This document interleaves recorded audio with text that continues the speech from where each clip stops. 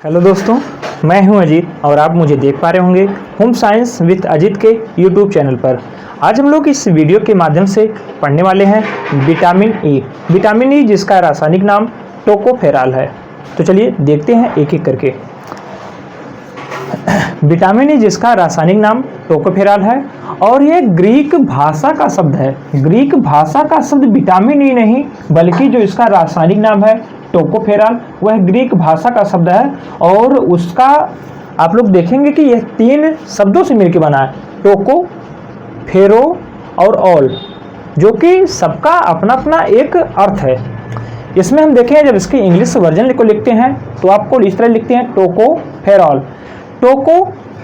टोको का अर्थ होता है शिशु को उत्पन्न करना। टोको का मतलब ग्रीक भाषा में टोको का मतलब होता है कि शिशु उत्पन्न करना। और वहीं पर जो फेरो होता है PHER का मतलब होता है, फेर का मतलब होता है उत्पन्न करने वाला। और वहीं पर ओयल यानी कि जो आपका ओयल है यह और आपका कुछ नहीं बल्कि आपके एल्कोहल समूह को रिप्रेजेंट कर रहा है। अर्थात एक ऐसा एल्कोहल का एक ऐसा प्रकार जिसके अंदर शिशु को उत्पन्न करने की क्षमता है, वही आपका टोकोफेरॉल है। पुनः सुन लीजिए, आपका एल्कोहल का एक प्रकार, एल्कोहल का वह प्रकार जिसके अंदर शिशु को उत्पन्न करने की क्षमता हो, उसी को कहते हैं टोकोफेरॉल। और टोकोफेरॉल विटामिन ई का रासायनिक नाम है। देखिए, अगर इसके हम अन्य नाम की बात करें तो इसे फर्टिलिटी विटामिन, प्रजनन का विटामिन, एंटी स्टेरिलिटी विटामिन के नाम से जाना जाता है। और इसके साथ साथ इसके और सारे नाम हैं, संतान उत्पन्न का विटामिन, बांझपन रोधी vitamin, beauty vitamin, antioxidant vitamin के नामों से जाना जाता है। अर्थात इस विटामिन से आप विटामिन के केस में देखेंगे कि उनका जो नाम है अगर एंटी लगा है यानी कि उस विटामिन की कमी से व्यक्ति में जो समस्या आ रही थी, जो दोष आ रहे थे, उसी को अगर ठीक करने की उस विटामिन में क्षमता है तो उसी को वहाँ पर एंटी लगा करके उस विटामिन को उस नाम से जाना जाता है। जैसे कि हमें पता है कि यदि हमारे शरीर में विटामिन ए की कमी हो तो व्यक्ति में बांझपन आ जाता है, इसीलिए इसे बांझ रोधी या एंटी स्टेरिलिटी विटामिन के नाम से जाना जाता है। आपको कन्फ्यूजन होता है कि स्टेरिलिटी और बांझपन को लेकर के, बल्कि आपका कुछ और नहीं बल्कि स्टेरिलिटी का हिंदी ही होता है बांझपन। आपका एंटी प्रजनन रोधी, एंटी जहां पर लग जाए यानी कि प्रजनन विटामिन, क्योंकि हमें पता है कि जो आपका विटामिन ई होता है यह प्रजनन के लिए अति आवश्यक होता है। पुरुषों में देखा जाता है कि जब उनमें विटामिन ए की कमी होती है और लंबे समय तक कमी रहती है, जो उनमें स्पर्म बनने की क्षमता होती है, स्पर्म बनता ही नहीं बल्कि जहां स्पर्म बनने का जो कोष होता है, जो जगह होती है, वही नाश हो जाता है, वह समाप्त हो जाता है, नष्ट हो जाता है। इतनी आवश्यक विटामिन है। महिलाओं में देखा जाता है कि जब उनमें विटामिन ए की कमी होती है तो गर्भपात हो जाता है, बच्चे का डेवलपमेंट अच्छे से नहीं हो पाता है, प्रेग्नेंट महिला नहीं हो पाती हैं। ये सारी की सारी समस्याएं देखी जाती हैं। और मुख्य रूप से जो भूमिका हुआ करती है किसी महिला का प्रेग्नेंट ना हो पाना या जो है आपके फेटस का खराब हो जाना यानी कि गर्भावस्था का यानी कि प्रेग्नेंट महिला बच्चे का खराब हो जाना, इन सारों के लिए बहुत ही अहम भूमिका होती है विटामिन ई की। और इसी कारण से ही विशेष रूप से इसे प्रजनन विटामिन के नाम से ही जाना जाता है।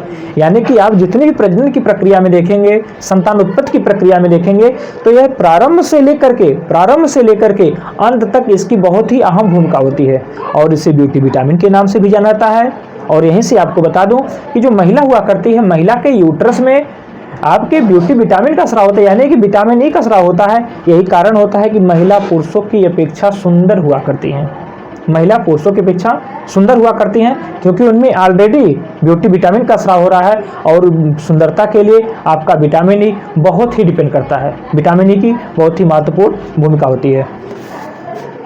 तो फर्टिलिटी विटामिन, प्रजनन का विटामिन, एंटी स्टेरिलिटी विटामिन यानी कि बांझपन रोधी विटामिन, आपके संतान उत्पन्न का विटामिन यानी कि अगर इस विटामिन की कमी होगी तो कोई किसी व्यक्ति को संतान की उत्पत्ति नहीं हो सकती है।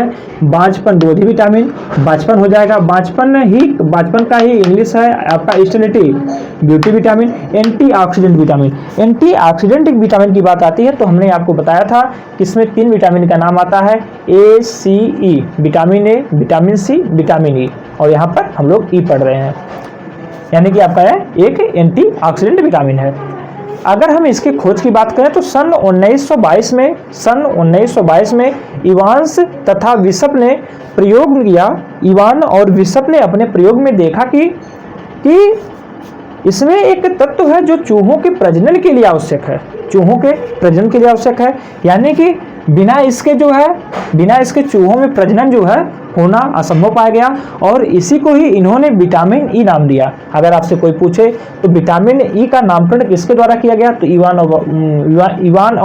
इवांस और बिशप के द्वारा किया गया। कब किया गया? 1922 में किया गया, क्योंकि 1922 में ही इन्होंने प्रयोग किया और उसमें देखा कि चूहों में प्रजनन के लिए एक कारक, एक तत्व आवश्यक, एक विटामिन आवश्यक है, और उसी का नाम ही इन्होंने क्या दे दिया? विटामिन ई दे दिया था। और ये प्रयोग कब किया था? 1922 में। किसने किया था? इवांस और बिशप ने किया था।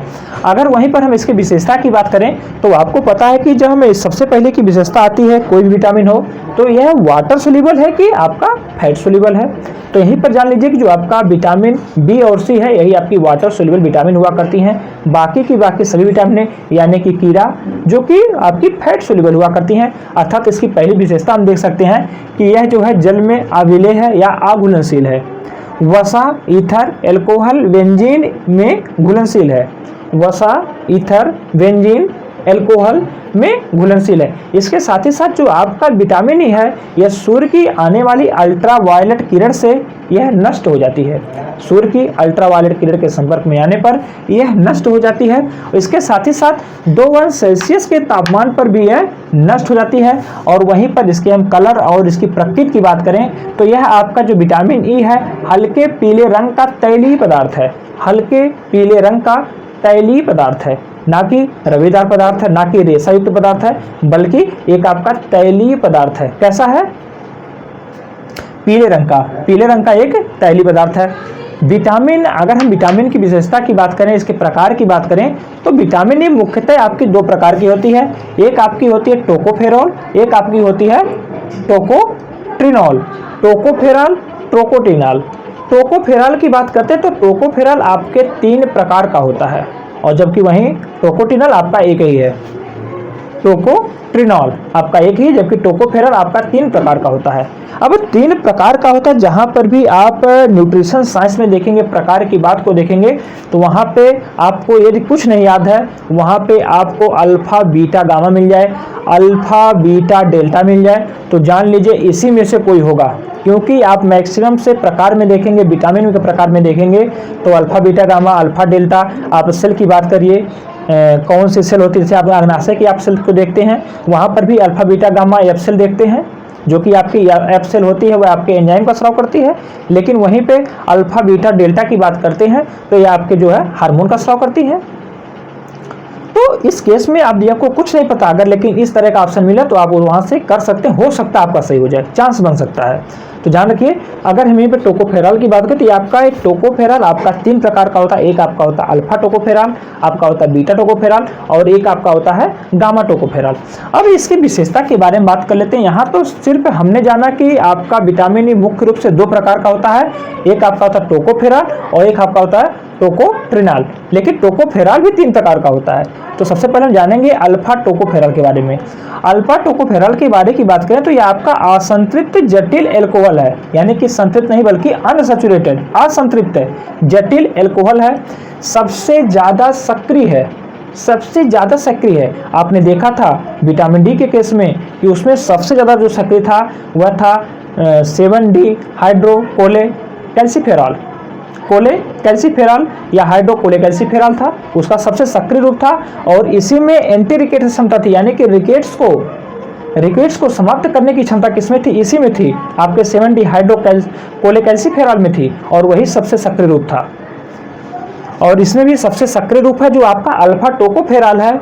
अल्फा टोकोफेरॉल जो कि एक असंतृप्त जटिल एल्कोहल है, यानी कि सैचुरेटेड नहीं बल्कि अनसैचुरेटेड, असंतृप्त है एल्कोहल, सबसे ज्यादा सक्रिय, और इसी में प्रजनन क्षमता होती है।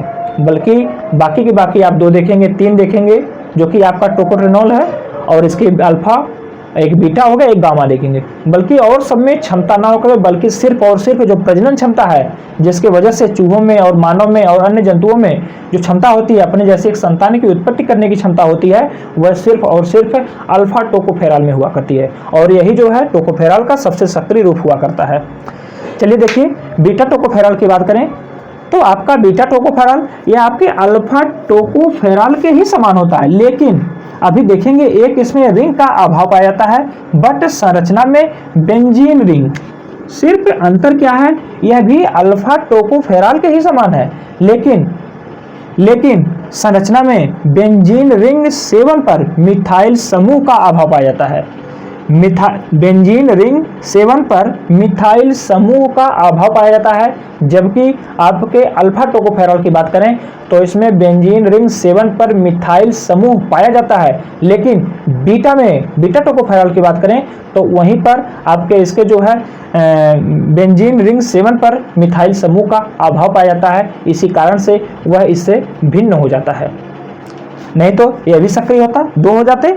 लेकिन वहीं पर जब हम बात करते हैं गामा टोकोफेरल की बात करते हैं तो यह आपका निष्क्रिय रूप है। निष्क्रिय रूप के रूप यह निष्क्रिय अवस्था में होता है। आपका कौन निष्क्रिय अवस्था में होता है, आपका गामा टोकोफेरल, यह आपका निष्क्रिय अवस्था में होता है। और टोकोफेरल आपका 3 प्रकार का होता है। एक आपका होता है अल्फा टोकोफेरल, जो कि सबसे सक्रिय रूप होता है और इसी में प्रजनन की क्षमता पाई जाती है। आपका होता है beta tocopherol. Beta tocopherol alpha tocopherol के ही समान होता है, लेकिन अंतर क्या होता है कि बेंजीन रिंग 7 पर मिथाइल समूह का अभाव पाया जाता है। वहीं पर जब गामा टोकोफेरल की बात करते हैं तो यह जो है निष्क्रिय अवस्था में होता है। ठीक है, अब देखिए अगर हम कार्य की बात करें तो आपका एंटीऑक्सीडेंट के रूप में कार्य करता है। एंटीऑक्सीडेंट, अब यहाँ से आपकी बात एक दिमाग में पुटअप हो गई होगी कि एंटीऑक्सीडेंट क्या है। एंटीऑक्सीडेंट के बारे में हमारी चर्चा हुई थी कि एंटीऑक्सीडेंट और बल्कि कुछ नहीं बल्कि जो आपके शरीर में मुक्त मूलक फ्री रेडिकल का निर्माण होता है, इन्हीं को जो समाप्त करने वाले विटामिन होते हैं, इनको जो खा करके किसी भी तरीके से इसका पाचन करके समाप्त कर देती हैं, जिससे आपके शरीर पे दाग धब्बे नहीं पड़ते हैं, झाइयाँ नहीं पड़ती हैं, उसी को ही एंटीऑक्सीडेंट विटामिन के नाम से जाना जाता है। उसमें 3 विटामिनों का नाम आता है, विटामिन ए, विटामिन सी और विटामिन ए। उसी में से आपका विटामिन ई एक एंटीऑक्सीडेंट विटामिन का प्रकार है, अर्थात यह एंटीऑक्सीडेंट के रूप में कार्य करता है। विटामिन ई जो है आपके विटामिन ए और सी के ऑक्सीकरण को रोकता है। अगर जब इसकी हमारे शरीर में कमी होती है तो विटामिन ई और विटामिन सी का ऑक्सीकरण बहुत तेजी से हो जाता है, जिसके कारण ये हमारे लिए उतने कारगर रूप से हमारे लिए ये जो कार्य नहीं कर पाती हैं। अर्थात विटामिन जो ई हुआ करती है विटामिन ए के साथ साथ विटामिन सी के ऑक्सीकरण को रोकने का कार्य करती है। यह आरबीसी के निर्माण में मदद करता है। आरबीसी के निर्माण में मदद करता है। आपकी पुनः रिपीट हो जाए कि आरबीसी की जब बात होती है आपको पता है कि इसका निर्माण अस्थिमज्जा में होता है। अस्थिमज्जा कहाँ होती है, आपके जो बोन हुआ करती हड्डी हुआ करती है, हड्डी के बीच में छेद होता है और उसी को ही हैवर्सियन कैनाल के नाम से जाना जाता है। उसी में पीले रंग का एक पदार्थ होता है जिसे अस्थिमज्जा कहा जाता है, और उसी अस्थिमज्जा के द्वारा आपके जो है आरबीसी और डब्ल्यूबीसी का प्लेटलेट्स का निर्माण होता है। इतनी बात हो गई। और इसमें जो आपके विटामिन ई इसके निर्माण में मुख्य भूमिका निभाती है। प्रजनन के लिए आवश्यक विटामिन हुआ, जैसा कि आप लोगों ने देखा कि आपकी प्रजनन विटामिन के नाम से ही इसको जाना भी जाता है, तो प्रजनन के लिए आवश्यक भी है। आपके ये जो विटामिन ई है न्यूक्लिक एसिड तथा प्रोटीन के चयापचय में आवश्यक है। न्यूक्लिक एसिड तथा प्रोटीन, न्यूक्लिक एसिड के साथ साथ प्रोटीन के चयापचय में आवश्यक हुआ करती है। आपकी कौन होती है, विटामिन ई। यकृत को कार्बन टेट्राक्लोराइड, यकृत आपके यकृत मतलब लीवर को कार्बन टेट्राक्लोराइड के विष से होने वाले नुकसान से बचाता है। कार्बन टेट्राक्लोराइड से होने वाले नुकसान से आपके लीवर को बचाता है कौन, विटामिन ई। यहीं पर आप लोग जान लीजिए जो आपका लीवर होता है या आपके विष को निष्क्रिय करने का कार्य करता है। विष को निष्क्रिय करने का कार्य करता है, अर्थात जिन लोगों की व्यक्ति की मृत्यु होती है और यह डाउट रहता है, शंका रहती है कि यह व्यक्ति ने जहर खाया है, तो उसकी जांच के लिए जो पोस्टमार्टम आप लोग देखते हैं उसमें कन्फर्म होता है कि व्यक्ति ने जहर खाया है कि नहीं खाया है। तो उस अवस्था में जो जांच की जाता है तो व्यक्ति के लीवर की जांच की जाती है कि उसमें जो आपकी हिपैटिक और कुफर 2 प्रकार की सेल पाई जाती हैं। और यहीं पर जान लीजिए कि जो आपकी लीवर की सेल होती है इसमें सबसे ज़्यादा पुनरुत्थान यानी कि रिजनरेट करने की क्षमता सबसे अधिक पाई जाती है। और जब यह सेल मर जाती है तो इससे कन्फर्म हो जाता है कि व्यक्ति ने जहर खाया, उसकी यह सेल मरी हुई रहती है। तो इतनी बात जान गए आप लोग।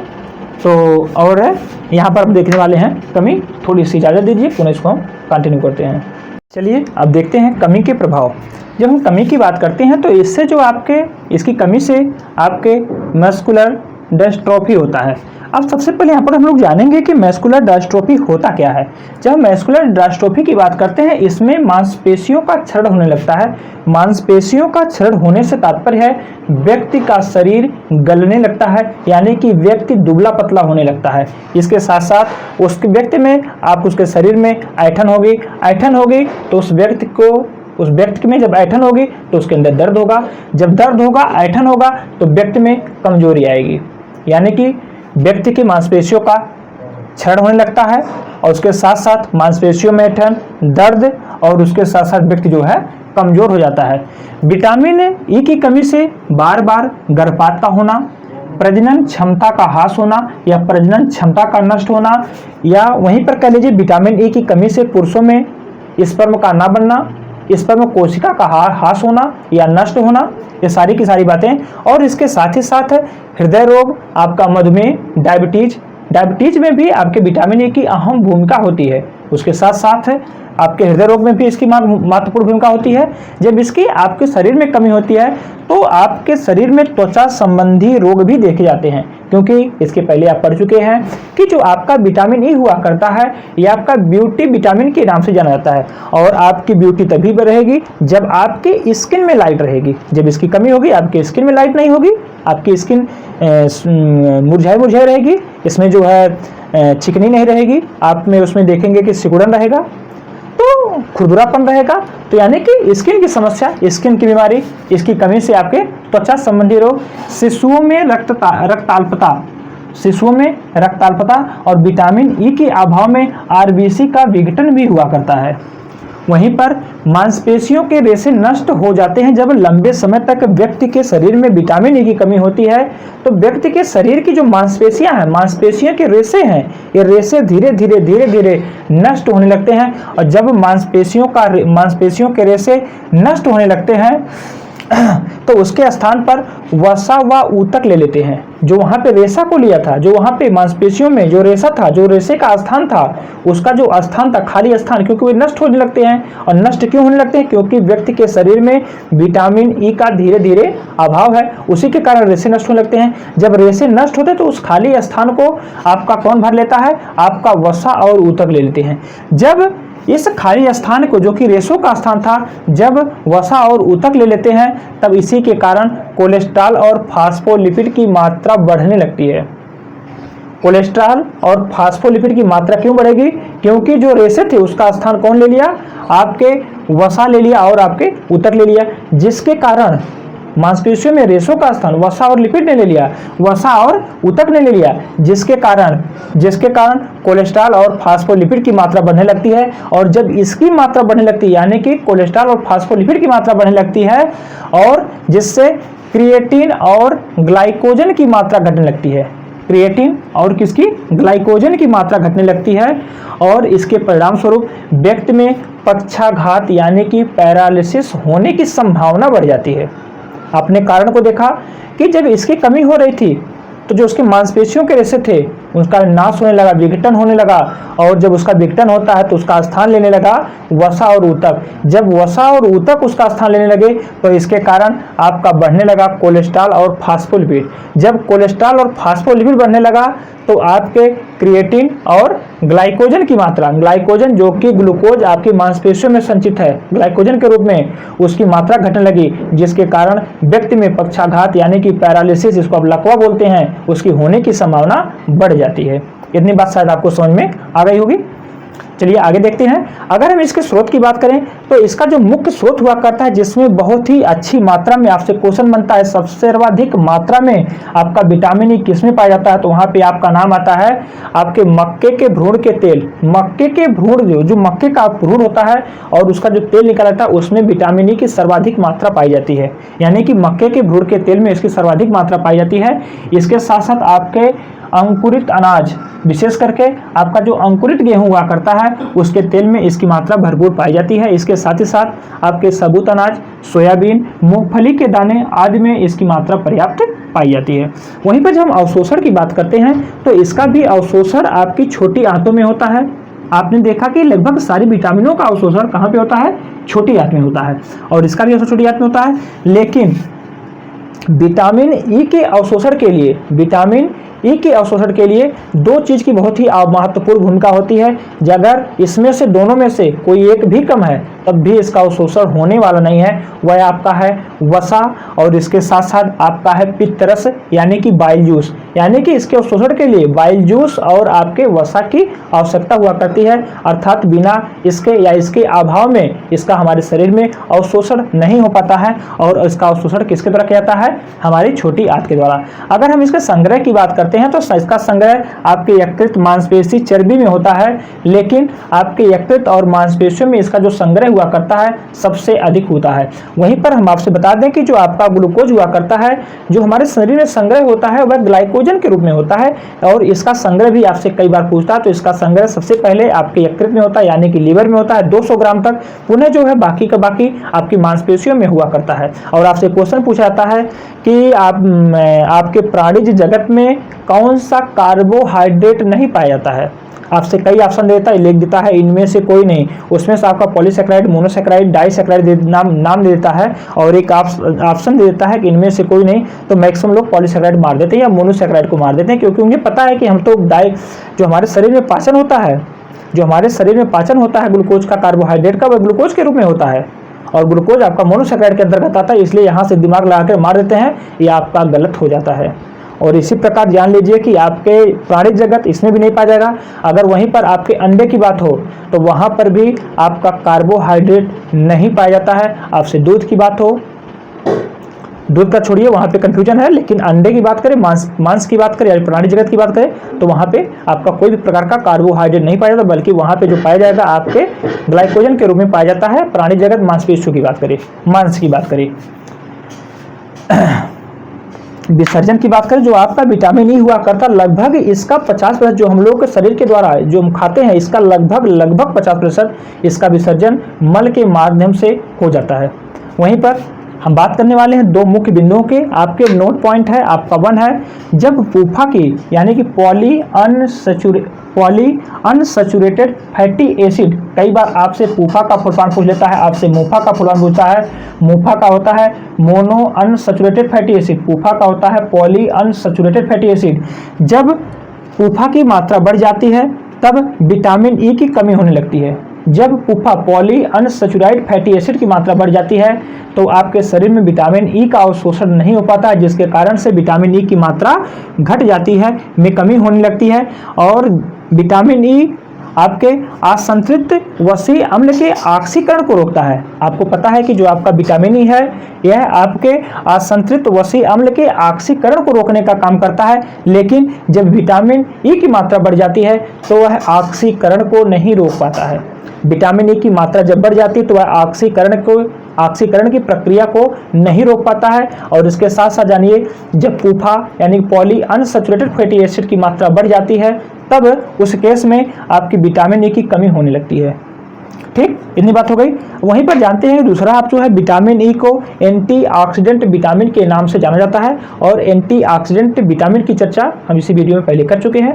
और यहीं पर आपका जो विटामिन ए से संबंधित जो भी महत्वपूर्ण जानकारियां थी आपके नेट जेआरएफ, टीजीटी, पीजीटी को लेकर के, तो हमने बताने का, यहाँ पे चर्चा करने का प्रयास किया। हमें उम्मीद है आपको समझ में आया होगा। तो चलिए पुनः मिलते हैं किसी नेक्स्ट वीडियो में। धन्यवाद।